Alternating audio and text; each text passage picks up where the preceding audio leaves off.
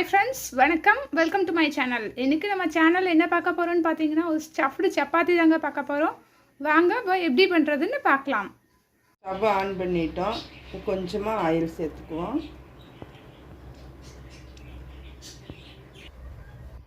Oil கொஞ்சம் சூடாயிடுச்சு. கொஞ்சமா சோம்பு சேர்த்துக்குவோம்.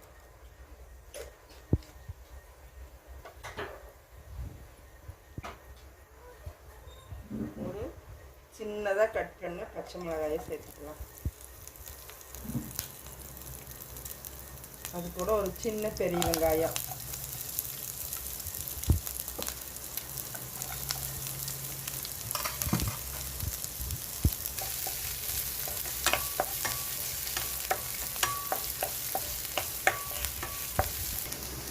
இப்போ கொஞ்சமாக ஒரு குடமிளகாய் சேர்த்துக்குவோம். ஒரு கால் பீஸ் தான் கட் பண்ணியிருக்கிறேன். அது நம்ம தேவையான அளவு நம்ம எவ்வளோ செய்கிறோமோ அதுக்கேற்ப நீங்கள் கட் பண்ணி எடுத்துக்கோங்க.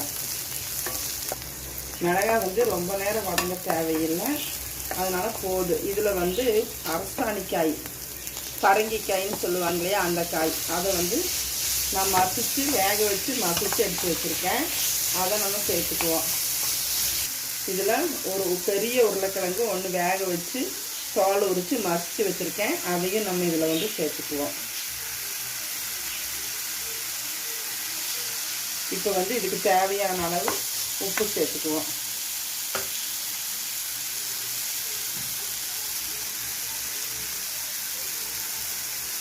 இப்போ வந்து காரத்துக்கு ஒரு சின்ன பச்சை மிளகாய் தான் சேர்த்துருக்கோம். அதனால் கொஞ்சமாக பெப்பர் தூள் சேர்த்துக்குவோம்.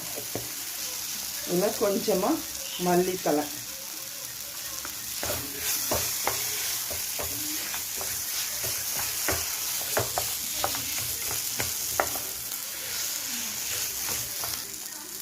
டொமேட்டோ சாஸ் வந்து ஒரு அரை ஸ்பூன் சேர்த்துக்கிறோம்.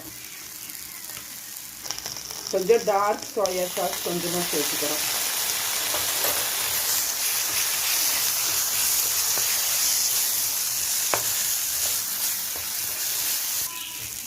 இப்போ வந்து ஸ்டஃபிங் ரெடி ஆகிடுச்சு. இதை கொஞ்சம் நேரம் நம்ம ஆற வச்சு எடுத்துக்குவோம். அதுக்குள்ளே மாவை பிசைஞ்சு எடுத்துக்கலாம்.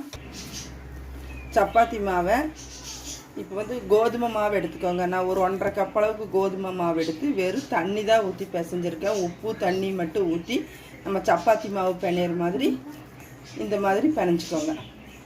பிணைஞ்சு ஒரு 10 நிமிஷம் போல் இதை ஊற வச்சுருங்க. அப்புறமா நம்ம உருண்டை பண்ணி சப்பாத்தி செஞ்சுக்குவோம். சப்பாத்தியை இந்த மாதிரி ரவுண்டாக தேய்ச்சி ஒரு மூடி வச்சு நீங்கள் கட் பண்ணி எடுத்துக்கோங்க. கட் பண்ணி எடுத்துட்டு அந்த மாவெல்லாம் இருந்தால் நல்லா தொடச்சி எடுத்துருங்க. தொடச்சி எடுத்துட்டு இப்படி சப்பாத்திக்கு ஒரு தோசைக்கல் காஞ்ச உடனே எண்ணெய் துடைக்க வேண்டாம். இப்படி லேசாக போட்டு கொஞ்சம் நான் ஒரு அளவுக்கு சூடு பண்ணி எடுத்துருங்க. இப்போ தோசைக்கல்லில் போட்டிருக்கிறேன். 2 சைடு லைட்டாக சூடாகணும். இந்த மாதிரி லைட்டாக சூடான பபிள்ஸ் வர மாதிரி அது பார்த்திங்களா, இந்த மாதிரி எடுத்து வச்சுருங்க.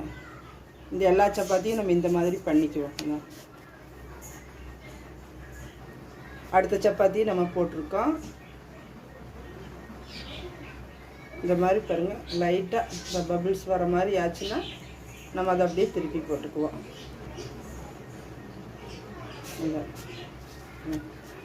சூடு அவ்வளோக்கா இருக்கா, அளவாக தான் இருக்குது, அதனால் கையிலேயே எடுத்து போட்டுக்கலாம் நம்ம. இப்போ சப்பாத்தியை இந்த மாதிரி சூடு பண்ணி எடுத்ததுக்கப்புறம் நம்ம அந்த ஸ்டஃப் பண்ணி வச்சுருக்கிறத இதில் வைக்கலாம். இதில் இந்த ஓரமாக வச்சுருங்க.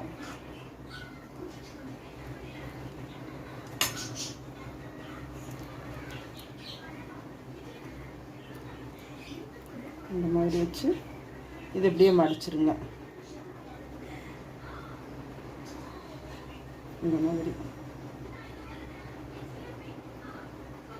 நல்லா வெளியில் வராத அளவுக்கு நம்ம அமுத்தி இந்த மாதிரி லைட்டாக ரொம்பவும் ப்ரெஸ் பண்ணாதீங்க. அந்த மாதிரி அடித்து இந்த மாதிரி வச்சுருங்க.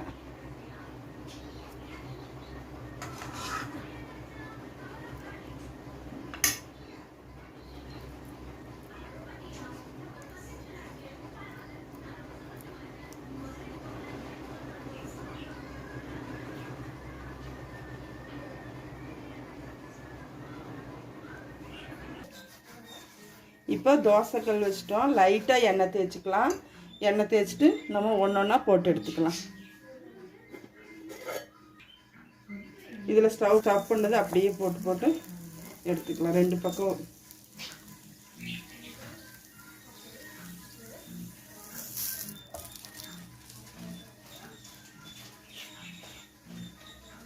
தீயை கம்மியாக வச்சுக்கோங்க. எல்லாமே வெந்து தான் இருக்குது. கருகாமல் மெதுவாக வேக வச்சு எடுத்துக்கலாம்.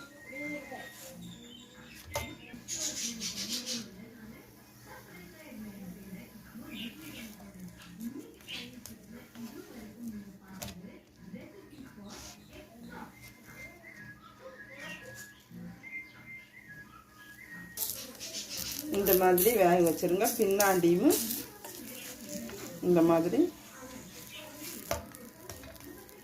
இப்படி வச்சு கொஞ்சம் நேரம் இந்த மாதிரி வச்சிங்கன்னா இந்த கீழ் சைடும் நல்லா வெந்துடும்.